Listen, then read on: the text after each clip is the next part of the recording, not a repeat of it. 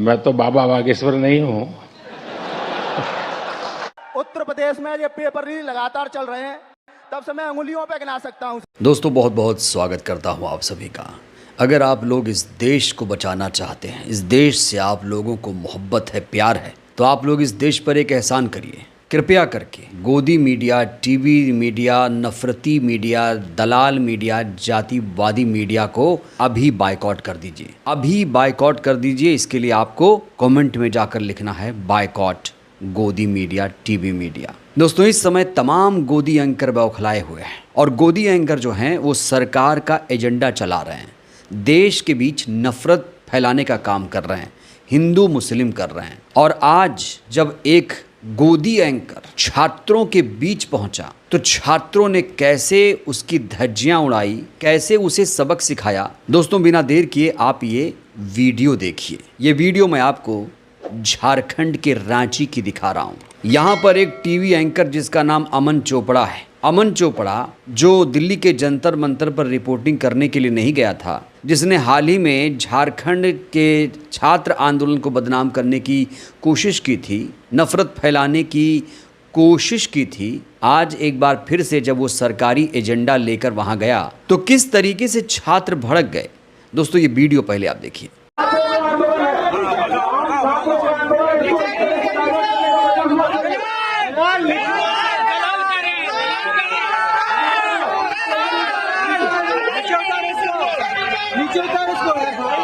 ये न्यूज़ 18 का जब पत्रकार है अमन चोपड़ा को लगातार इंटरव्यू ले रहा है।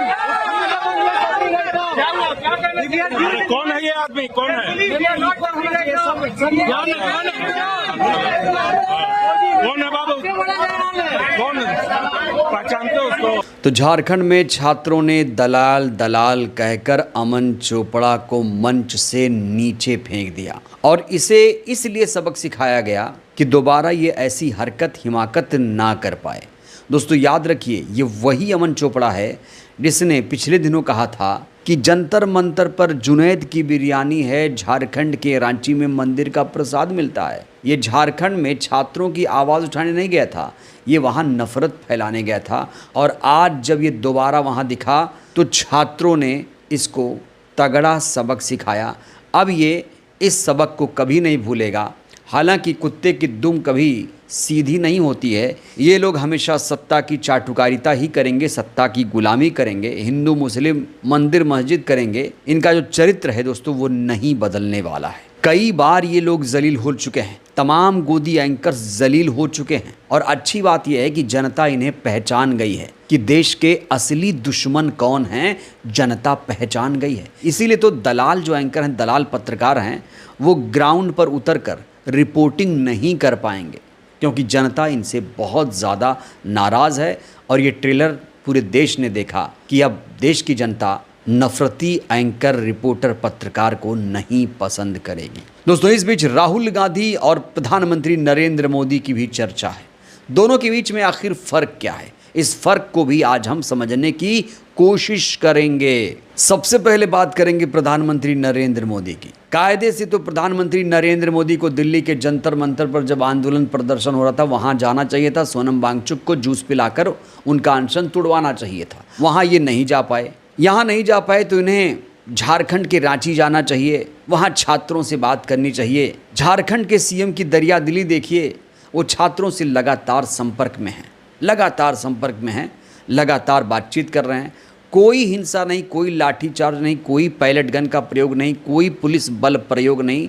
छात्र वहाँ शांतिपूर्ण तरीके से आंदोलन प्रदर्शन कर रहे हैं। इस बीच प्रधानमंत्री खुद को लोकप्रिय बनाने के लिए जेन जी को लुभाने में लगे हुए हैं और जो काम शिक्षा मंत्री को करना चाहिए वो प्रधानमंत्री खुद कर रहे हैं।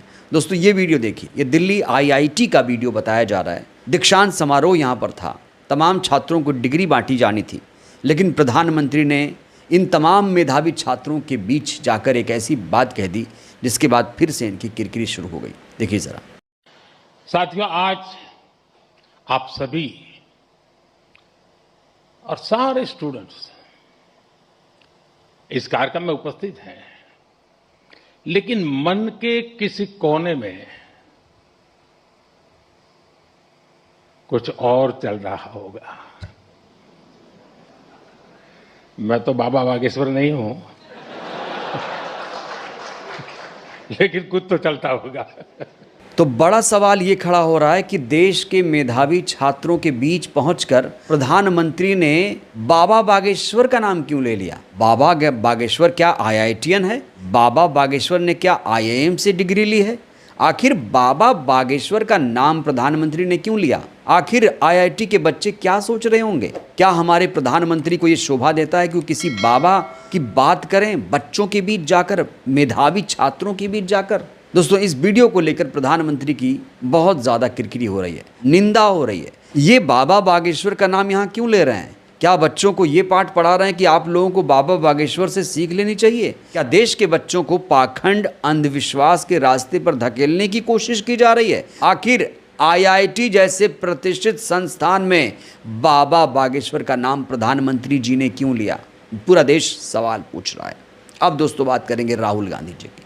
राहुल गांधी जी मन की बात नहीं करते हैं, छात्रों की बात करते हैं। दोस्तों, इस समय राहुल गांधी बहुत ज़्यादा सक्रिय हैं। वो लगातार छात्रों की आवाज़ बुलंद कर रहे हैं। आज राहुल गांधी उत्तर प्रदेश के प्रयागराज पहुंचे, और जब प्रयागराज पहुंचे तो वहां पर किस तरीके से माहौल था, ये पहले दोस्तों आप तस्वीरें भी देखिए।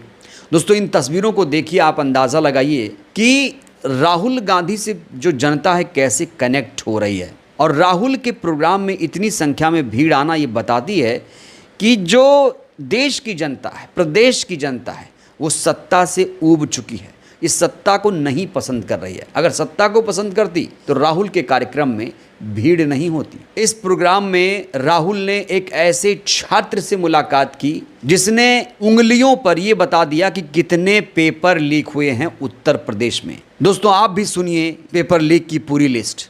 उत्तर प्रदेश में ये पेपर लीक लगातार चल रहे हैं। जब से माननीय योगी आदित्यनाथ जी सरकार में आए हैं तब से मैं उंगलियों पे गिना सकता हूं सर। 2017 दरोगा भर्ती पेपर लीक, उसके बाद यूपी कांस्टेबल 2018 पेपर लीक, उसके बाद 2020-21 की UPSI भर्ती पेपर लीक, और 2022 का लेखपाल भर्ती पेपर लीक, और 2023 में RO ARO को भी पेपर लीक, 2023 का कांस्टेबल भर्ती पेपर लीक, और ये स्कोर कार्ड नॉर्मलाइजेशन की धांधली वर्तमान में चल रही है। सर, मैं इन्हीं शब्दों के साथ आपका बहुत बहुत धन्यवाद करना चाहता हूं कि आप यूथ की आवाज उठा रहे हैं लगातार, और मैं सर आपसे आशा की उम्मीद के साथ देख रहा हूं आप इसी तरह हम यूथों की आवाज उठाते रहिए। हम आपके साथ पूरी तरीके से, ये जितना भी यहाँ पर स्टूडेंट दिख रहा है ये सब आपके साथ है, सिर्फ आपके लिए आया है सर। Thank you. प्रयागराज के इस प्रोग्राम से राहुल गांधी ने देश के लोगों को एक बड़ी सीख दी। यूपी के प्रयागराज पहुंचे राहुल गांधी ने मोदी, अडानी, RSS के नेक्सस की पोल खोलकर रख दी है। उन्होंने कहा कि अडानी का पैसा है, मोदी की सत्ता है और RSS की सोच है। सिस्टम को खत्म, टाटा बाय बाय करना है।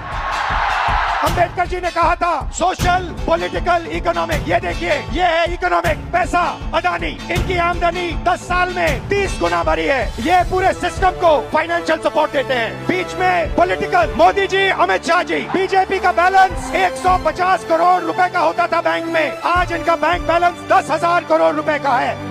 नरेंद्र मोदी जी आपका ध्यान भटकाते हैं और पॉलिटिकल सिस्टम चलाते हैं, वोट चोरी होती है। और तीसरा, आपके सोच पर कंट्रोल, जो इलाहाबाद यूनिवर्सिटी में किया गया है। RSS के वाइस चांसलर बैठा के हर संस्था में प्रचारक, ब्यूरोक्रेसी में प्रचारक, फोर्सेस में प्रचारक, मीडिया में प्रचारक, जुडिशरी में प्रचारक, पैरामिलिट्री में प्रचारक, यूनिवर्सिटी कॉलेजेस में प्रचारक। सोच को कंट्रोल करने का तरीका ये है सिस्टम। भाई और बहनों, मोहन भागवत, नरेंद्र मोदी जी, अमित शाह जी और अडानी जी, इस सिस्टम ने रोजगार खत्म किया, इस सिस्टम ने यूनिवर्सिटीज को कैप्चर किया, इस सिस्टम ने आप पर आक्रमण किया है। सिस्टम को खत्म, टाटा बाय बाय करना है।